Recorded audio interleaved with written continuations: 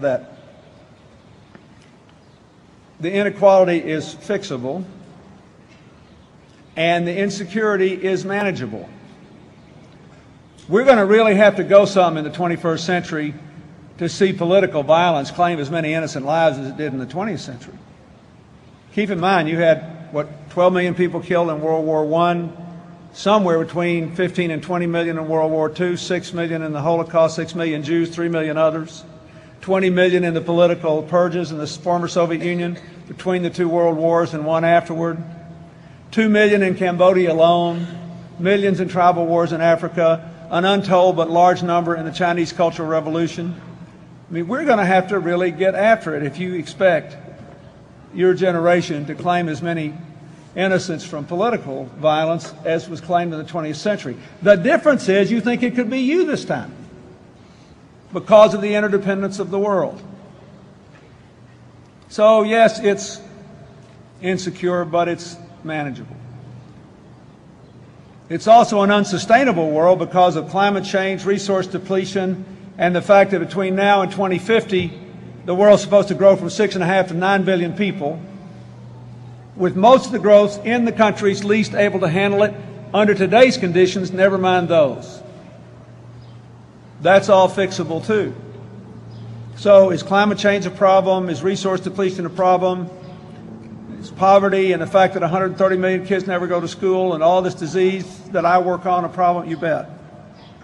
It is.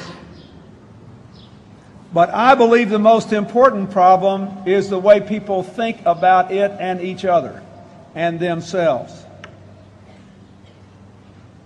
The world is awash today in political, religious, almost psychological conflicts which require us to divide up and demonize people who aren't us.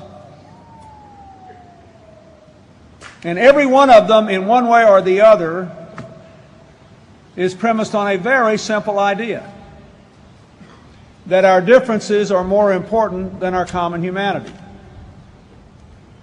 I would argue that Mother Teresa was asked here, Bono was asked here, and Martin Luther King was asked here because this class believed that they were people who thought our common humanity was more important than our differences.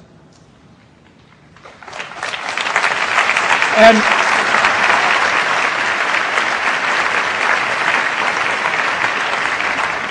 so look, this Harvard degree and your incredible minds and your spirits that I've gotten a little sense of today, this gives you virtually limitless possibilities.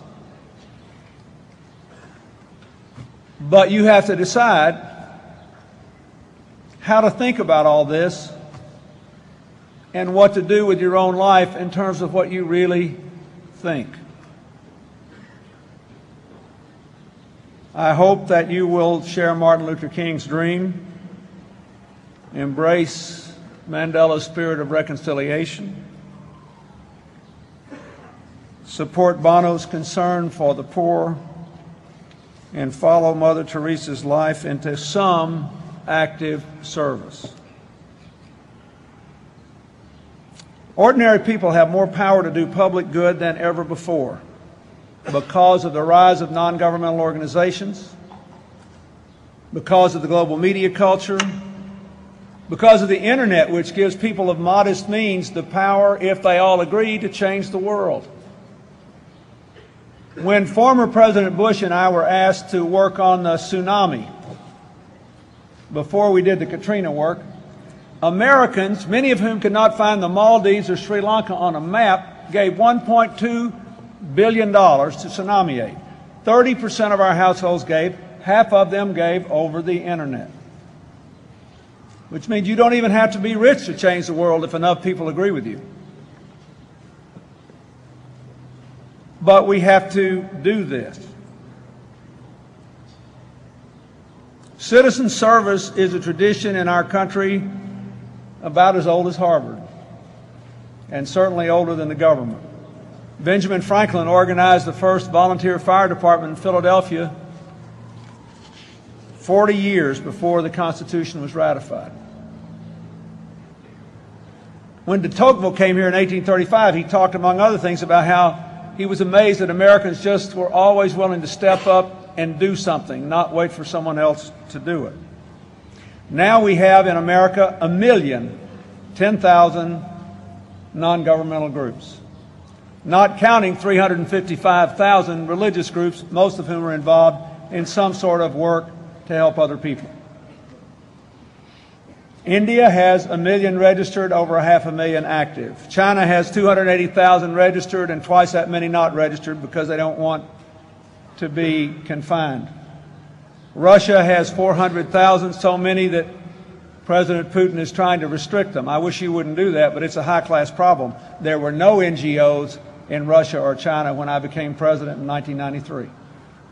All over the world we have people who know that they can do things to change. But again, I will say to all of you, there is no challenge we face, no barrier to having your grandchildren here on this beautiful site 50 years from now, more profound than the ideological and emotional divide which continues to demean our common life and undermine our ability to solve our common problems. The simple idea that our differences are more important than our common humanity. When the human genome was sequenced, and the most interesting thing to me as a non-scientist, we finished it my last year I was president, I really rode herd on this thing and kept throwing more money at it.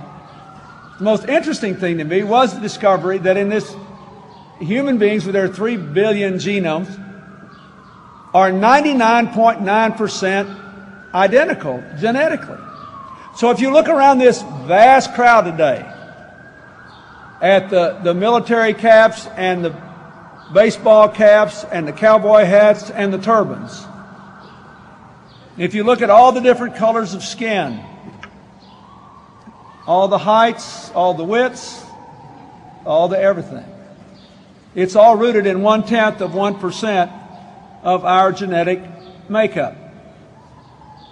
Don't you think it's interesting that not just people you find appalling, but all of the rest of us spend 90% of our lives thinking about that 0.1%?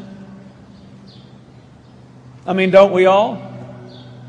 How much of the laugh lines in the speeches were about that? At least I didn't go to Yale, right? That Brown gag was hilarious.